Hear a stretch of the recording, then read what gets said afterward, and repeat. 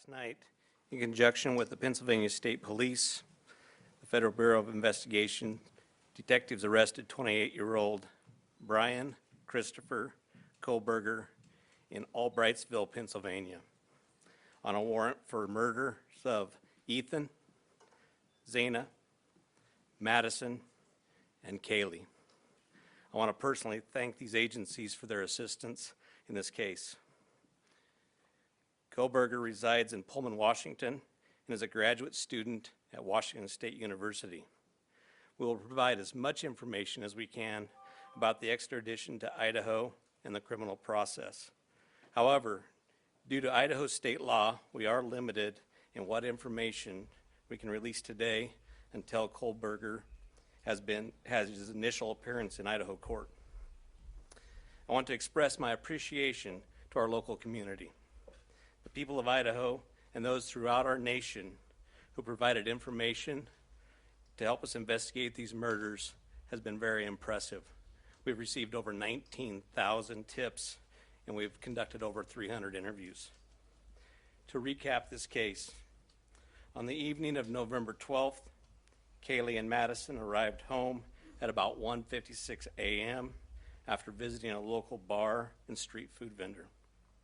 Ethan and Zana were at the Sigma Chi house before arriving home around 1:45 a.m. The two surviving roommates had also been in the community but returned around 1 a.m. On the morning of November 13th, a 911 call was made at 11:58 a.m. reporting an unconscious person at the residence. The call came from inside the home from one of the surviving roommates' cell phones. Moscow police responded and found 2 victims on the 2nd floor and 2 victims on the 3rd floor. On November 17th, autopsies were conducted, and the Latah County coroner confirmed the identity of the 4 victims. The cause and manner of death was homicide by stabbing. Some had defensive wounds, and each had been stabbed multiple times. These murders have shaken our community, and no arrest will ever bring back these young students. However, we do believe justice will be found through the criminal process. This was a very complex and extensive case. We had developed a clear picture over time, and we stand assured that the work is not done. But be assured the work is not done. This has just started. Since November, we have remained laser focused on pursuing every lead in our pursuit of justice for the victims and their families. I recognize the frustration with the lack of information that's been released. However, providing any details in this criminal investigation might have tainted the upcoming criminal prosecution or alerted the suspect of our progress. We will continue to provide as much information as we can as the process moves forward.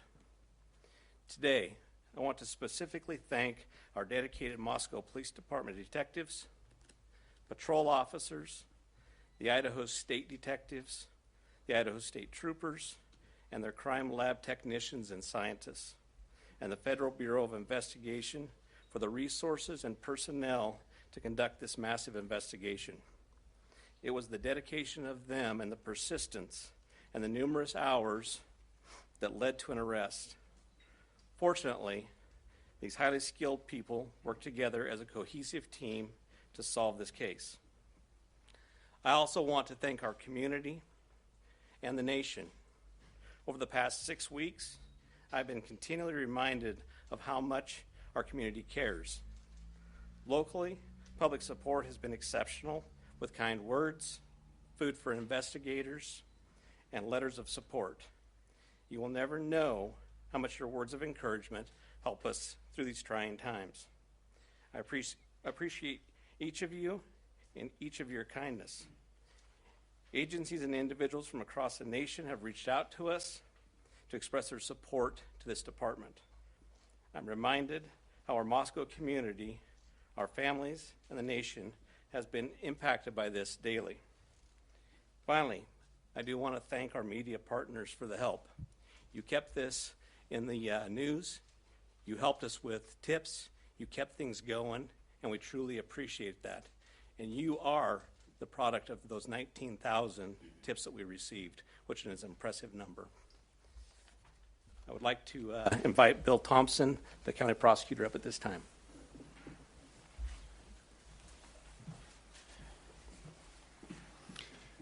Good afternoon, folks. My name is Bill Thompson. I'm the Latah County prosecutor. And it's sad to be here, but happy to be here at the same time. As Chief Fry indicated, a criminal complaint was filed yesterday here in Latah County, charging the defendant, Mr. Kohlberger, with 4 counts of first-degree murder, in addition to felony burglary, which involves entering the residence with the intent to commit the crime of murder. Mr. Kohlberger, and let me preface, there is a pending case now in court, and I and my office and the investigators have to live with the restrictions that our Supreme Court places on pretrial publicity.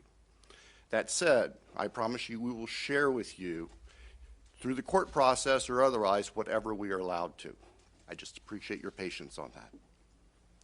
The factual basis for the charges are summarized in what's called a probable cause affidavit that is on file with the court. According to the rules of the Idaho Supreme Court, that is sealed until Mr. Kohlberger is physically back in Latah County and has been served with the Idaho arrest warrant.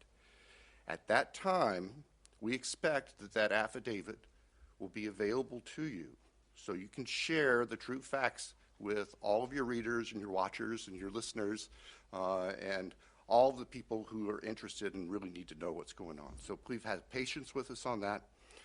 We hope to get that to you as soon as we can. As far as Mr. Kohlberger, I can share with you that he is a graduate student at Washington State University and has an apartment residence over at Pullman. He has had an initial appearance in front of a judge in Pennsylvania. He is being held without bond, and the warrant from our magistrate judge here also provides for no bond. We understand that he's scheduled to be back in court in Pennsylvania next Tuesday afternoon, and that a public defender has been appointed for him there. The process at this point is, since he was arrested in another state, he has the opportunity to either waive extradition and return voluntarily to the state of Idaho, or if he prefers not to waive extradition, then we will initiate extradition proceedings through our governor's office. If we do that, it can take a while for him to get here. So again, I'm asking for your patience and understand that's just the way the system works. Once he gets here, he'll have an initial appearance with our magistrate. They'll deal with issues such as making sure competent counsel is representing him, and the case will be scheduled for further hearings. Your primary source of factual information is going to be the court record, because that's what the Supreme Court says we need to refer you to. So please pay attention to what's going on in court and have people there to watch and hear what's being said. As an attorney, myself and my office, we are limited on what we are allowed by the courts to say outside of the courtroom. So please just work with us. Finally, as the chief indicated, this is not the end of this investigation. In fact, this is a new beginning.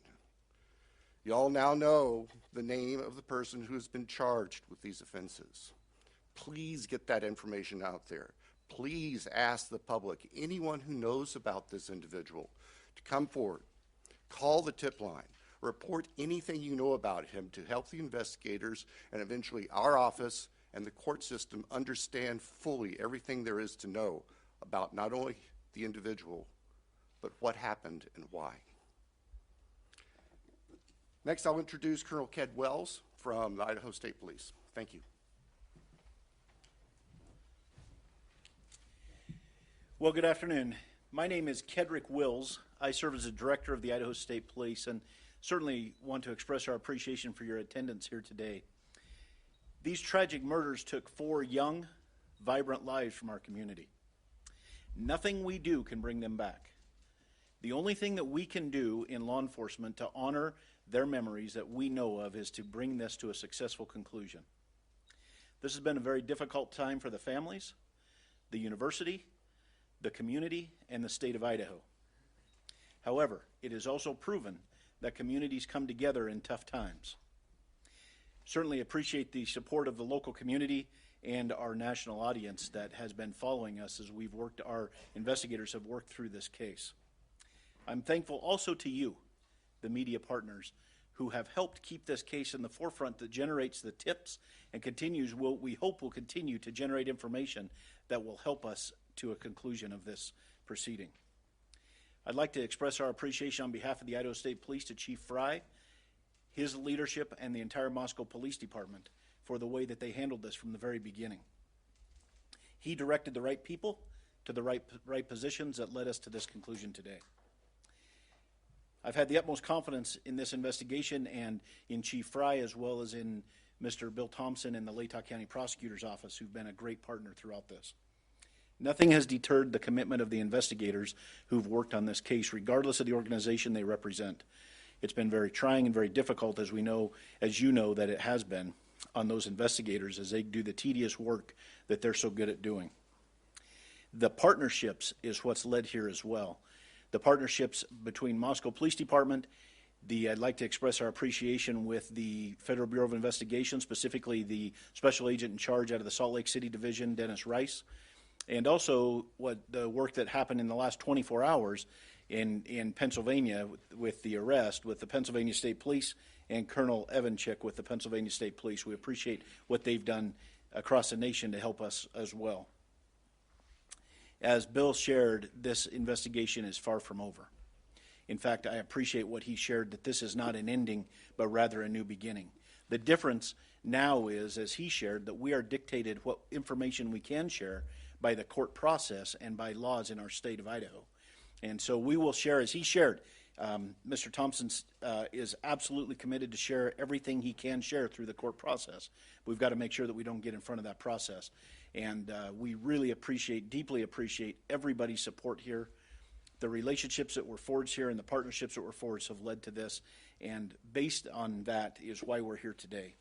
And we continue to believe that the best way we can honor these 4 lives that have been taken is to make sure that we have a successful outcome here. One of the partnerships that's been forged throughout this is a partnership with the University of Idaho. And on that, I'd like to introduce the president of the University of Idaho, Mr. Scott Green.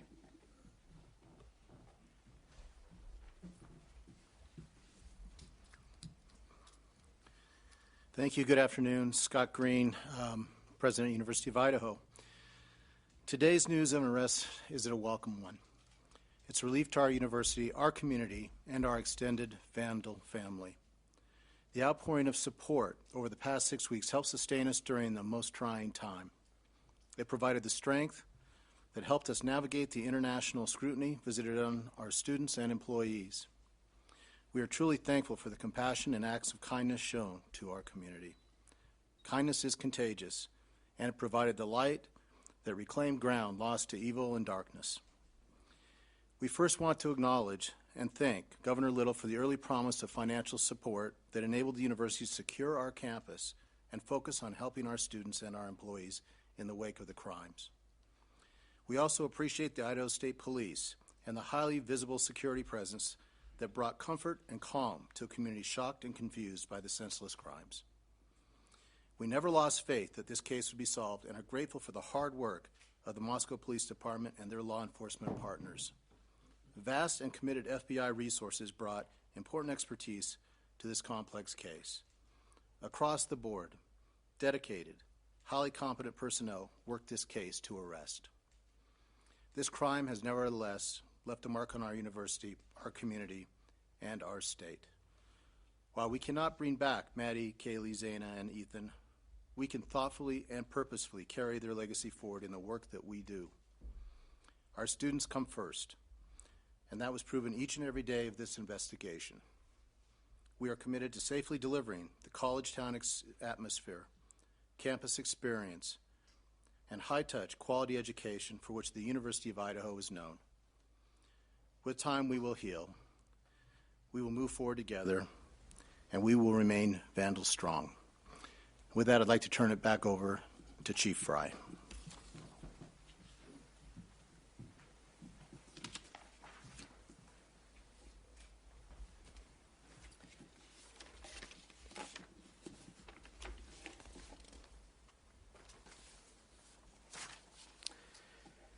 So now we will open the floor to questions. However, I want to remind everyone, as Prosecutor Bill Thompson explained, any factual information regarding the arrest of Kohlberger is currently sealed per Idaho law and will not be released until he has appeared in an Idaho court. Please formulate your questions accordingly. I recognize there are a lot of questions, and I will try to answer as many of them as I can. Is there an evergreen or Argonaut reporter?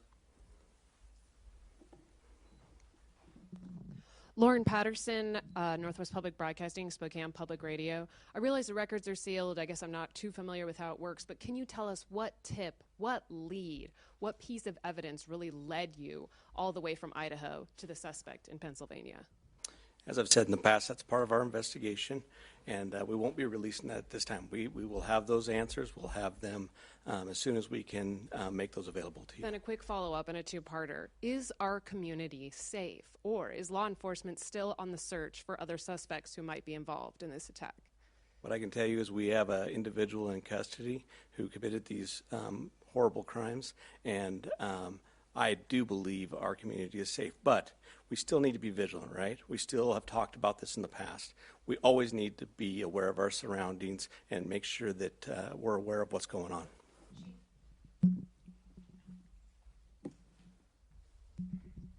Hi, Chief. How soon into the investigation did police and law enforcement begin to spot Mr. Kohlberger as a potential suspect? And a follow-up, how many tips, if you can say, were specifically related to Mr. Kohlberger? To the tip part, honestly, I can't answer that question, so I'm not even going to speculate on that. On the other part, that's part of our investigation, and it will come out. I'd like the mic to please come right over here. Thank you. Dana Griffin with NBC News. Can you confirm that Kohlberger asked whether or not anyone else had been arrested when he was in custody? I cannot confirm that, or I'm not sure of that information, but that would still be a part of our investigation. Did CODIS initially return any hits on this guy? That's still part of our investigation, and that will come out. If we could get somebody over here, please. And then one final question. Is there any message to the online sleuths who slandered and harassed people who they believed were responsible? There was a lot of speculation going on, and we've always said from the very beginning that we're the official message that comes out, and to pay attention to what we're putting out there to the press. I'm Nancy Liu with News Nation, and we were over at the house this morning, and you told us that the remediation would begin today. It was suddenly stopped. Can you tell us why? Yes. The house cleanup has been halted, and that came by a legal request from the court. Christina Corbin, Fox News. Chief, have you identified a motive? That is part of the investigation, and that will come out as we continue the investigation. But what we still ask is for people to continually send us things in the tip line. We are still looking for more information. We're still trying to build that picture, just like we have stated all along. We're putting all the pieces together, and that will help.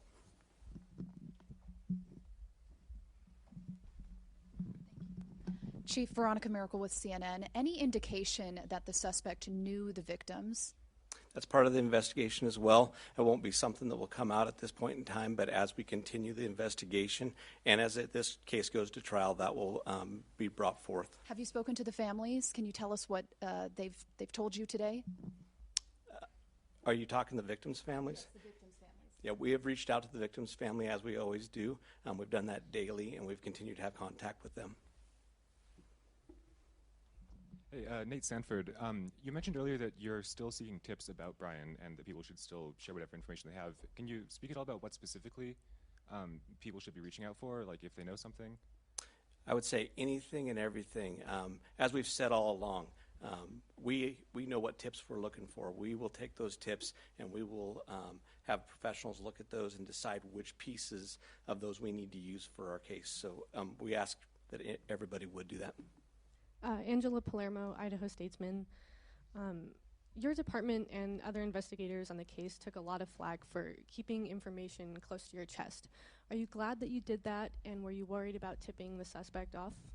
I will 100% stand behind the way that we handled this investigation. And this all started from day one with our patrol officers arriving on scene, locking down the scene, us calling in the Idaho State Police, us calling in the FBI, and keeping information that was pertinent to this case very, very tight.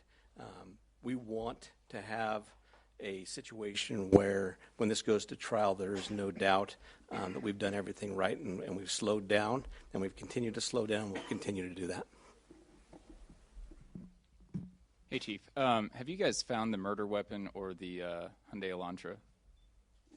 So we are still looking for all pieces of evidence, but we are still looking for the weapon. And I will say that we have found an Elantra. Stephanie Becker with CNN. Can you tell what it was like when you got the phone call when the police told you that they had your suspect? I can tell you, for a lot of law enforcement, it was a fairly sleepless couple of days with as we were leading up to everything that we were doing. But what I can tell you is I have faith in those agencies across the nation. I have faith in our officers. I have faith in the FBI, and they did a great job. But sure, there was some times, even throughout the day, that we were always concerned. Hi, Chief. Donya back at CBS News. Can you talk a little bit more about the suspect's connection to Pennsylvania? All I know is that he lives in Pennsylvania. Chief Guy Tannenbaum from Nonstop Local KHQ in Spokane. More about the Elantra. We saw reports that you mentioned that you recovered an Elantra, but can you specify where that was found? And we know that was one of the biggest pieces of information you were asking from the public to tip. Were you able to provide an information on whether those tips led to this seizure of an Elantra? That's still part of the investigation that will come out in the future.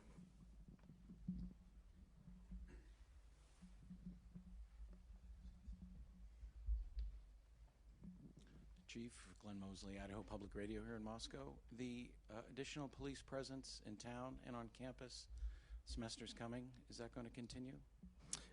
You will continue to see state troopers in the area. You know, we're talking to Latah County as well. You will see a presence of us that we're always have up on campus. We have assigned officers to that, so you will continue to see a law enforcement presence.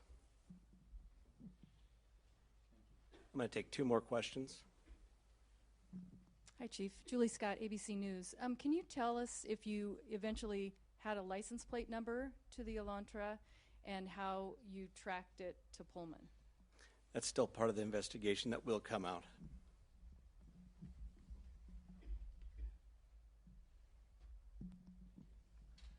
Chief, hi, Matt Lovelace with the Murrow College of Communication. I want to ask about Mr. Koberger as a graduate student at WSU. Are you aware of if he returned to campus after November 13th? And have you had any communication with departments on the WSU campus about his attendance? So some of that is going to be followed up as we continue our investigation. We'll be asking some of those questions, but that'll come out in the near future. So what I do want to do is I want to thank you all. You really have been the national voice for us. You've given us the opportunity to get many, many tips, and I do appreciate everything you've done, and we'll continue to look forward to working with you in the future on this. So I'd like to thank you for that, and thank you for your time.